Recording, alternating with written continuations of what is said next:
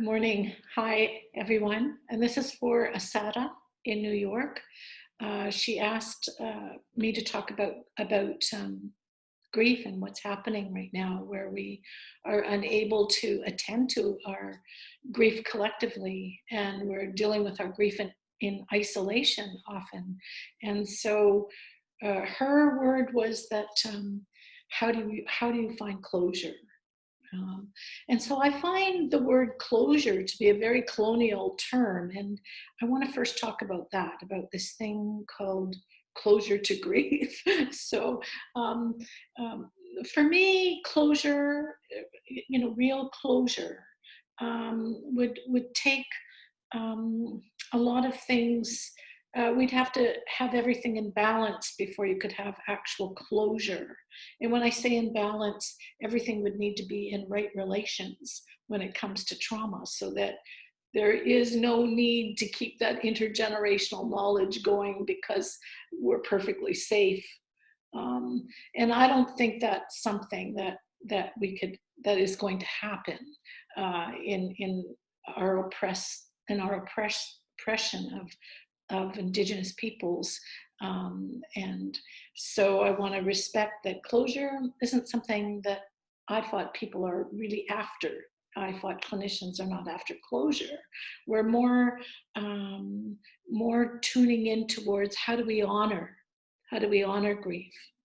How do we, so it's not about closure, it's about honoring in an implicit land-based way, so that it's an interconnected honoring, because we know that grief intergenerationally brings a lot of wisdom with it and necessary medicines for what we have to face coming ahead of us. So we really want to be able to look at honoring our grief and understanding it a little bit, and also uh, understanding deeply that until things are set into right relations, we're not really after closure.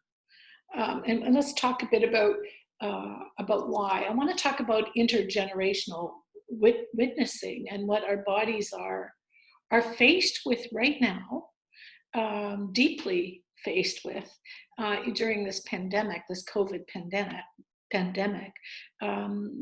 What we're deeply dipping into, is our intergenerational witnessing of horrors that we could not attend to. So that, our children were swept away. We weren't able to attend to that. We witnessed people being mass murdered intergenerationally. And we weren't able to attend to that. We had to witness this horror through the generations. And so, it's interesting because right now we're in another kind of witnessing time where we're witnessing. I know Asada's in New York and she's having to witness a lot of COVID deaths in her city, right? So we're in a witnessing of pandemic that we're in isolation around, that we can't actually get our hands into to attend to in some of the times. We can't even go help our elders in homes they're in, or in hospitals sometimes. So again, we're into that very deep witnessing horror, helplessness, grief, experiencing. I noticed the other day when I was, I had another death. We've had so many deaths. One of our IFOT instructors, his partner died, and I noticed that I kind of crumbled. And I somehow was in some kind of like uh, state, and it took me a bit to get it. Oh, this is what we're talking about when we're talking about intergenerational helpless witnessing states. Because here I am in Toronto, still have not made it home to Vancouver. This beautiful man lives outside of Vancouver. I can't even go in a car and drive outside his house and blow kisses through the window. I can't get there this witnessing grief came up, right? And so and then I noticed, there was also a full moon and the last of the super moons right now, and I just, I was just, my whole system was kind of way off kilter, right? And I noticed that my grandson was way off kilter. And he was so miserable that day. He was so miserable. He was impossible. He was so impossible that he had to be sent to his room so that he could just contain himself a bit. So that was interesting. That to me, we were sharing. He was doing the angry, anxious, angry pieces, and I was doing the crushed pieces. We were sharing this intergenerational piece. And while he was up in his bunk bed, his medicine bag is not very far from there. It's a big bag full of all sorts of things. Unbeknownst to me or any of us, he went into his bag and took out his stone amulet, and he put that on his body, the stone. And I think that was to help him with his calming sequence, to help him, the grandfather, to help him ancestrally pull out some of this shared intergenerational witnessing, unable to help grief pieces. And I know, we all can, so the only way I think of attending to these places that are coming up for us right now, the grief that's coming up is very complex, is implicitly listening in. And we do have our medicines, whether we're in-house or not. You can lean into your sage. We're going to talk about that a bit. We can lean into our cedar, right? And we always have our tobacco as Indigenous peoples that we can lean into for our prayers. We have our songs, our drums. This can all happen in isolation. We have our grandfathers that can really help us with this pandemic intergenerational knowing that we need to be very friendly with. We have our fire and our smudges. We have all sorts of ways of attending to our grief, our water. In fact, I might just do some right now. Just even talking about this subject, right? We have our water. I felt so good. I hope you get some of this on you. I hope you can vicariously feel some of that water. I'm a water woman. But so interesting.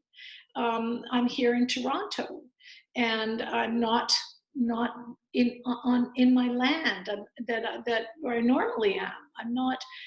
We have our sweetgrass too, of course.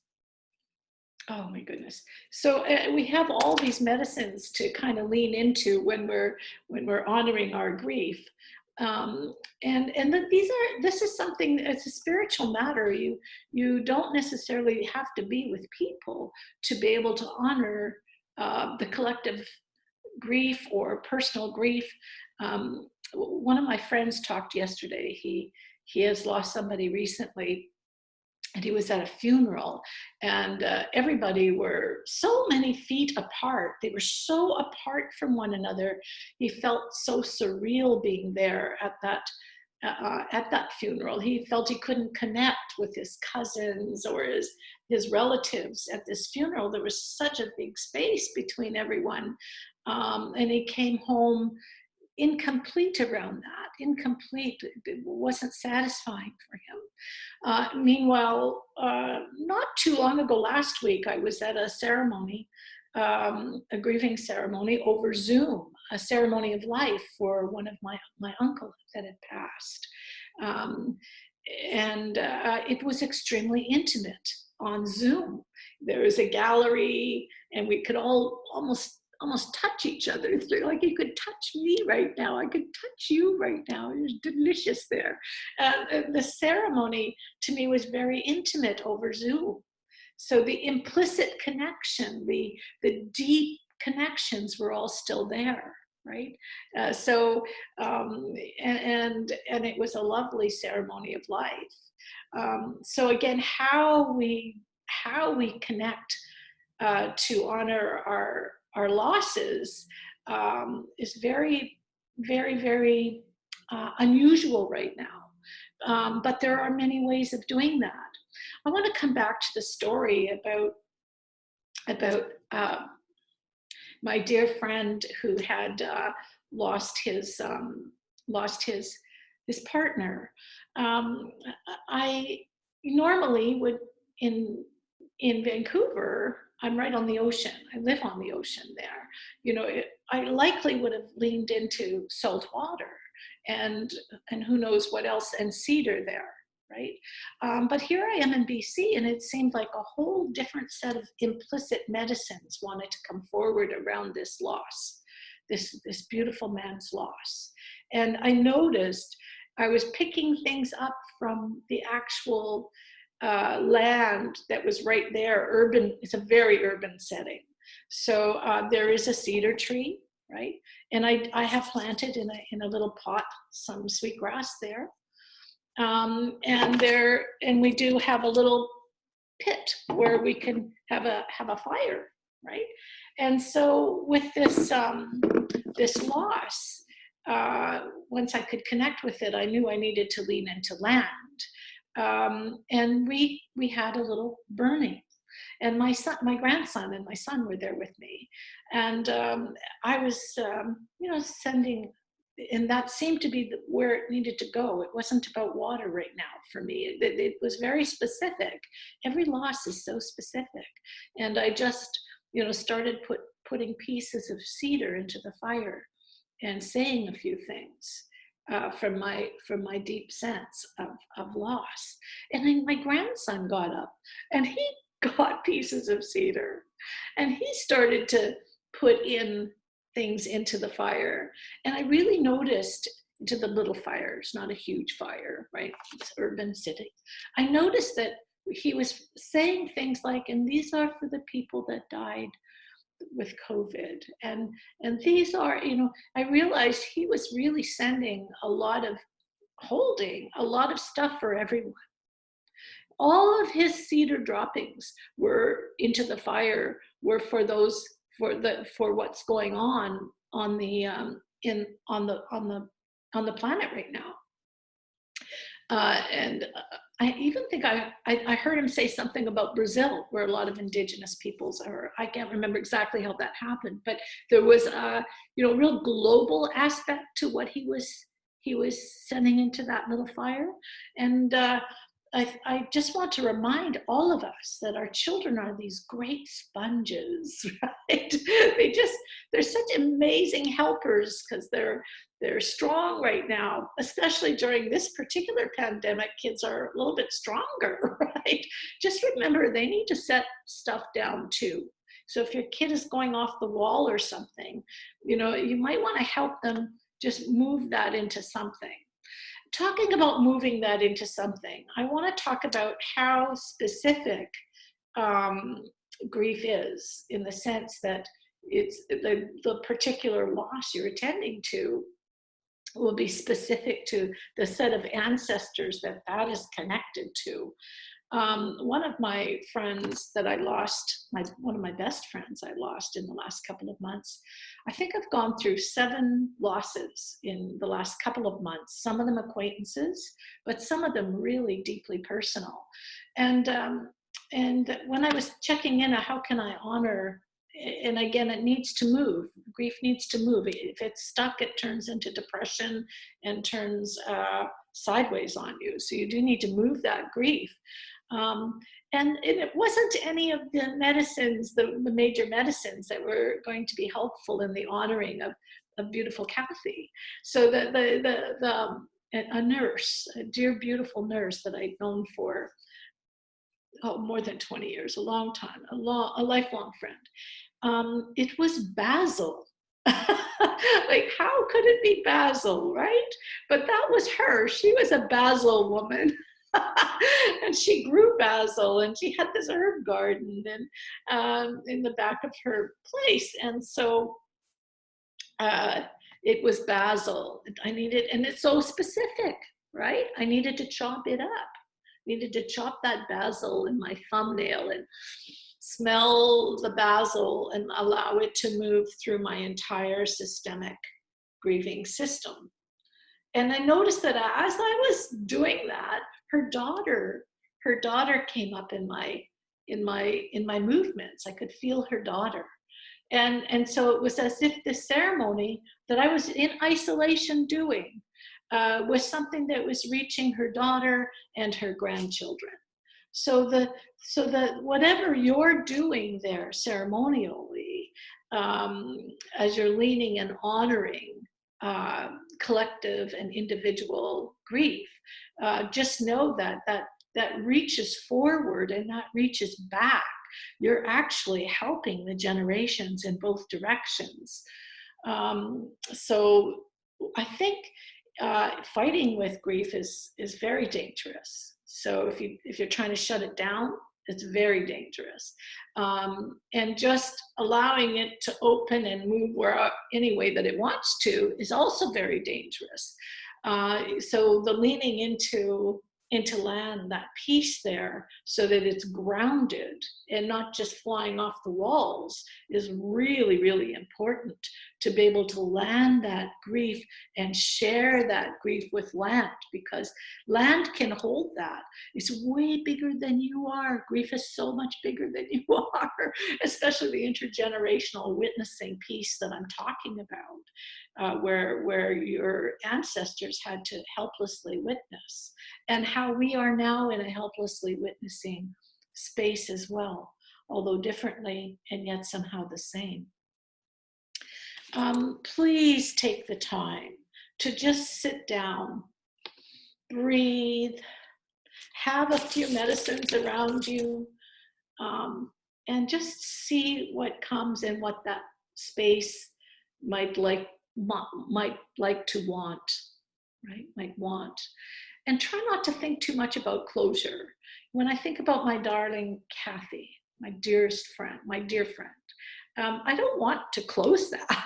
I want to continue that conversation with her. I want to continue that relationship. I want to forever basil myself and be connected and interconnected.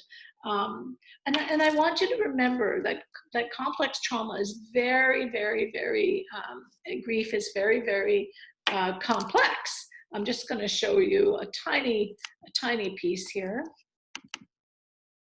Yeah, just sort of remember this, that the grief that you're unpacking in your little isolated connection has all sorts of threads to it, all sorts of threads.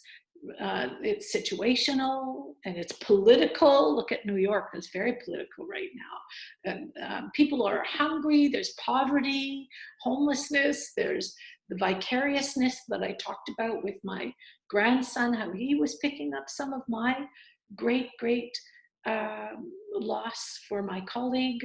It's multi-generational, and it's ping-ponging, somebody will carry it and then it'll go over to someone else, and we're all holding this together, and we're doing it together. So just remember, when you're unpacking it, it is complex, and so you really need to be tender and compassionate and aware, and have a kind heart, and be very kind to your children, who are experiencing a lot of this in their special way, in their strength, and their abilities. Be kind. I hope this was helpful. This is my COVID video for this week. And you have to let me know if it's helpful, because I don't want to continue making these videos unless you really want them. So send me what you would, somebody send me what you would want next, want me to look at next for you. And aren't we so fortunate that we are actually never alone with our grief? We are never alone with our grief. We are always in company with land. We're never alone. There is no true isolation in some ways. We're interconnected, and we touch each other deeply through our felt senses. Take good care. Lots of love to you. Bye for now.